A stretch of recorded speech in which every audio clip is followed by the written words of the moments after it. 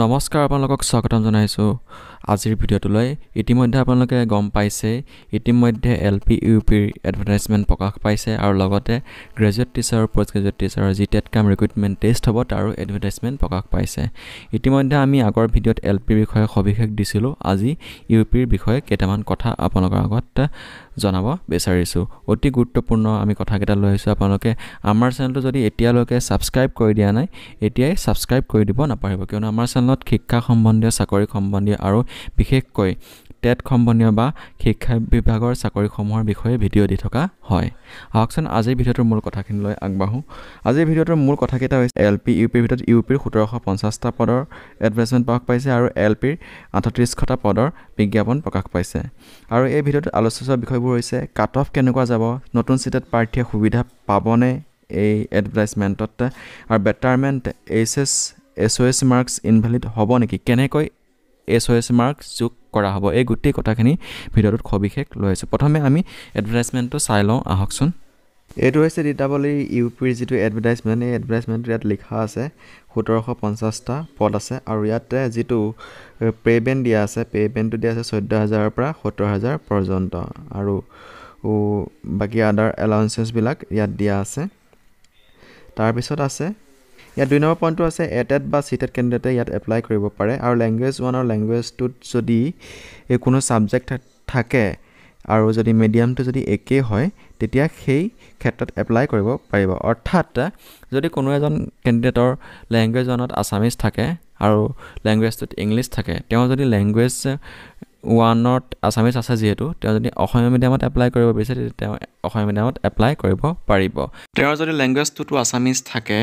তেতিয়াও তেওঁ অসমীয়া মিডিয়ামত এপ্লাই কৰিব পাৰিব ল্যাঙ্গুৱেজ 1তে আসামিজ থাকিব লাগিব বুলি কোনো বাধ্যতামূলক নাই ল্যাঙ্গুৱেজ 1 বা 2ত যি কোনো এটাত অসমীয়া থাকিলে তেওঁ অসমীয়া মাধ্যমৰ স্কুলত এপ্লাই কৰিব পাৰিব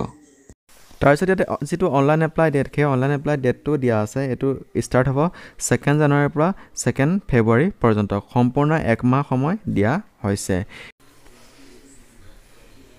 তাৰ পিছত এয়া হৈছে যেটো এডভাৰটাইজমেন্ট কে এডভাৰটাইজমেন্টৰ কিছুমান ৰুলছ দিয়া আছে ইয়াত 5% marks secured in higher secondary senior secondary or equivalent examination higher secondary পৰা 5% ধৰা হ'ব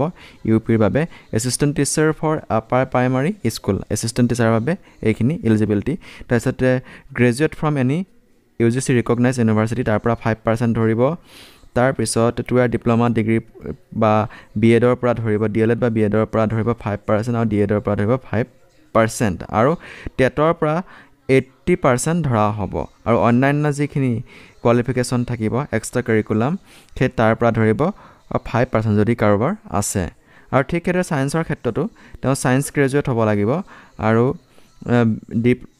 ডিএলএড আৰু বিএড ৰ পৰা ধৰিব 5% গ্ৰেজুৱেচনৰ পৰা ধৰিব 5% হায়াৰ সেকেন্ডাৰীৰ পৰা ধৰিব 5% তাৰপিছত এক্সট্ৰা কিবা থাকিলে তাৰ পৰা ধৰিব 5 নম্বৰ ধৰা হ'ব আৰু যেটো